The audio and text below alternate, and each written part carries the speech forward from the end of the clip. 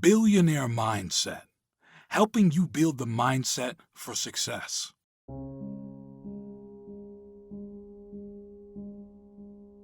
We've done an experiment, just 10 minutes a day, 3 times a day with 120 people, trading resentment, frustration, fear for gratitude, appreciation, and thankfulness.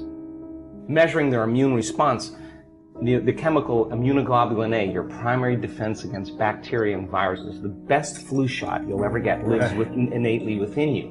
Turns out when you're frustrated, when you're impatient, when you're fearful, the immune system dials down because you're in emergency. All your energy is going for some threat in your outer world. There's no energy in your inner world for growth and repair. But how do you turn that around? So then, as people begin to open their heart, can that chemical begin to elevate? 4 days, 50% change in the 120 people. Their IgA levels went up 50% in 4 days. That's your body's immune system is now upregulating genes that are making proteins and immunoglobulins and antibodies that you don't need a flu shot. In other words, your inner state is greater than your outer world. So then, just by doing that, we now know that your immune system is going to get stronger by the same means. Take 120 people or 50 people and measure 7,500 gene regulations. Okay? In 4 days, 2 genes that suppress cancer growth and tumors are activated and upregulated. The genes that stimulate stem cells to go to damaged tissues and repair them, upregulated. The gene for oxidative balance is upregulated. Anti-cancer, anti-aging, anti-heart disease, anti-stroke, anti-neurodegenerative, anti-inflammatory, antimicrobial. Just the body's naturally doing this. The gene for neurogenesis, the growth of new neurons in response to novel experiences and learning. This is 4 days. The gene switches on. The gene for more balance in the pituitary and the pancreas. The gene for the microtubules of the cells, the little fibers that respond to energy and frequency. So in 4 days, we now know that you can change your genetic destiny if you just practice the inner work. We have research to show that 60 days of meditation, 5 days a week, will lengthen your life. The telomeres, the little shoestrings on the end of your DNA, get longer. That means your biological age is changing. So we have the evidence now to show people what's possible. We have brain scans that are so outside of normal that when neuroscientists see them, they're blown away because the amount of energy that's in the brain during this transcendental moment is hundreds of times outside of normal. Wow. I mean, you can't make your brain do that. Something is happening to you, and that person's having a transcendental moment. And we now know that we can predict it, and we now know that we can induce it.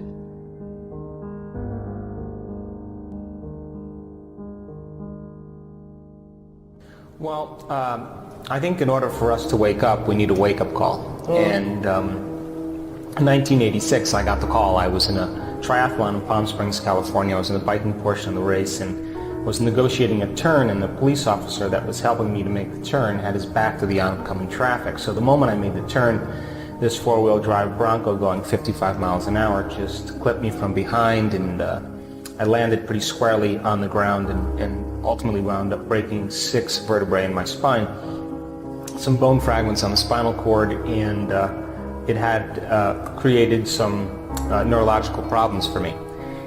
And the conventional treatment for that is a Harrington rod surgery, where they cut the back parts of your vertebrae off and then they screw in these long stainless steel rods. And that's not just one surgery, that's multiple, isn't it? Well, it could be multiple, but the purpose of the Harrington rods is to pull the spine back, the spinal column off the spinal cord, and to stabilize it. And it sounded like a good idea for any patient that I see with that condition. I would recommend the surgery, but this was me, and it wasn't so quick to just rush into it. So after 4 opinions from 4 of the leading surgeons in Southern California, I really had to make a significant decision. Do I weigh my old beliefs against the new paradigm and jump off into the unknown and try something new? If there's an intelligence that's giving us life, could I make contact with it? Could I give it a specific plan, instructions, a template, and then surrender it to a greater mind and allow it to do the healing for me?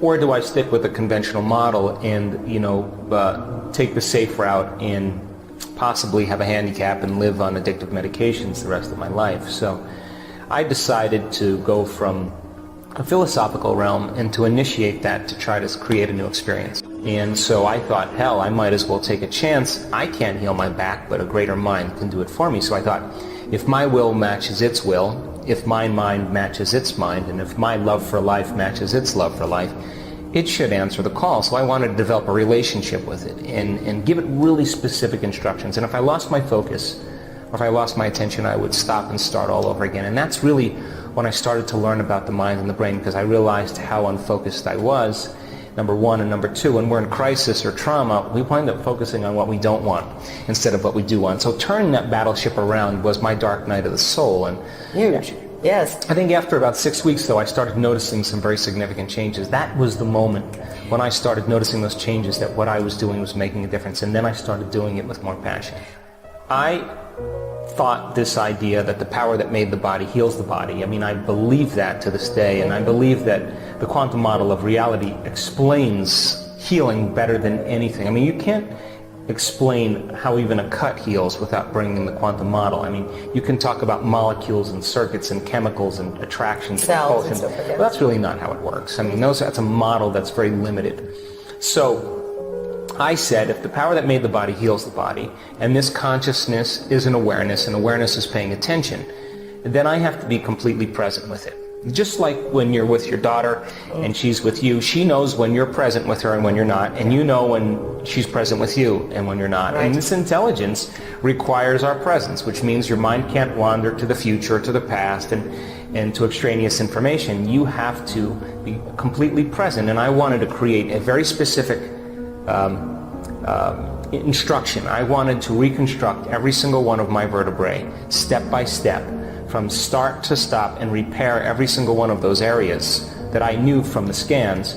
And if I lost my focus, because I wasn't present, I was thinking about living in a wheelchair, if I should sell my home or my practice, Right. then I lost my focus. I wasn't creating a clear signal. I would stop and I would start all over again. Now here's the problem. I would start getting frustrated that I lost my focus, and then when I got emotional, I got frustrated, then I got more unfocused. And so after a couple weeks, I started figuring out that instead of reacting, just to keep bringing it back, and I was increasing my attention span during that time. And then once I was able to complete a very clear picture, it would take me 2 or 3, sometimes longer, just 3 hours immersed in the inner world, but I was wiring new circuits over time every single day, and it started getting easier, because as nerve cells wire together, you start constructing physical changes in the brain. Those changes then you can reactivate the next day, and they should be easier to select. So it started getting easier for me, and I started to be able to do it in shorter and shorter amount of time.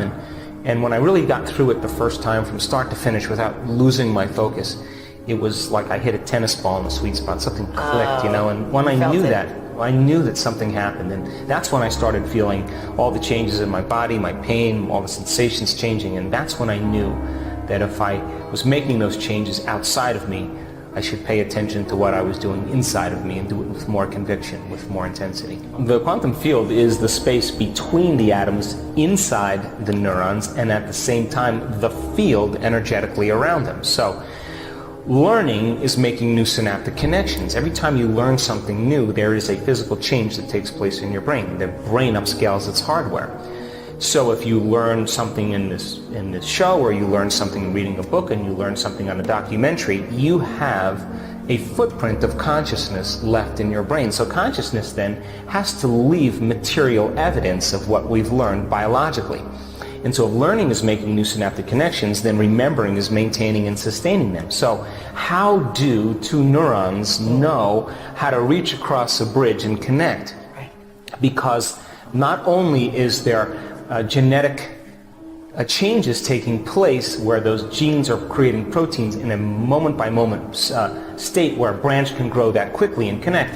When you see these pictures, that's a gene being switched on to do that, and the gene switches on, and then there's a physical change. But how do those two neurons know how to bridge and connect? That's the field of information in consciousness that they're sharing. So consciousness then causes those circuits to connect. Knowledge is the precursor to experience.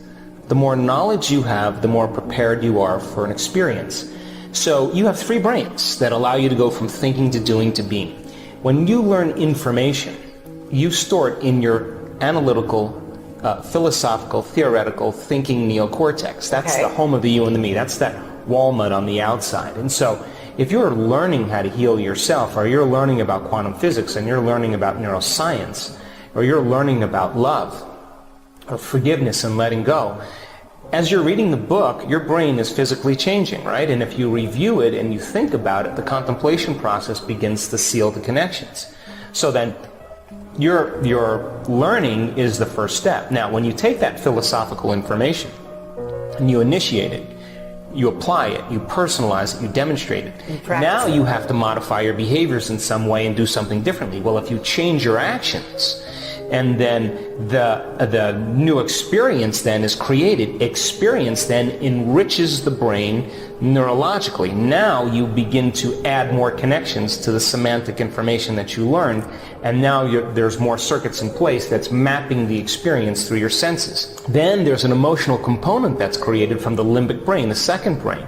Then all of a sudden, if you get your behaviors to match your intentions, or your actions equal to your thoughts, then you should have a new experience, and you should create a new emotion, and you should feel successful. You should feel like a patient parent. You should feel in love with life. You should feel like a great leader. And the moment you feel that emotion, now you're teaching your body chemically to understand what your mind is intellectually understood. So knowledge is for the mind and experience is for the body. And we could say in that moment, you're embodying knowledge, and you're literally signaling new genes in new ways, and you're beginning to change the expression, not only in the brain, but as well in the body. Now, the new experience means that you have a neurochemical change taking place where mind and body are aligned, but really the mastery of that philosophical information after you initiate it is the repetition of it, to be able to reproduce the experience at will.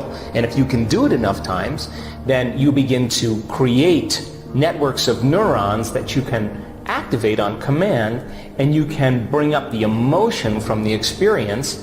And when you go how you think and how you feel working together, when you align them, that's called a state of being, and you activate the third brain called the cerebellum. That's where all those implicit automatic skills and habits exist. So then now you are compassionate. Now you are a leader. Now you are patient, because you have neurochemically conditioned your body to become the mind of compassion, or we could say mind and body are aligned. So it's an evolution, Lisa, of those three steps. And so when you learn that information, that's the connection in the brain. And the research shows that if you learn just a bit of information, you can upscale the connections in your brain from about 1,300 connections to 2,600 connections. That's just learning a few bits of information. If you don't revisit that information, those connections wither apart in a matter of hours. Go away. So we have to continuously review and remind.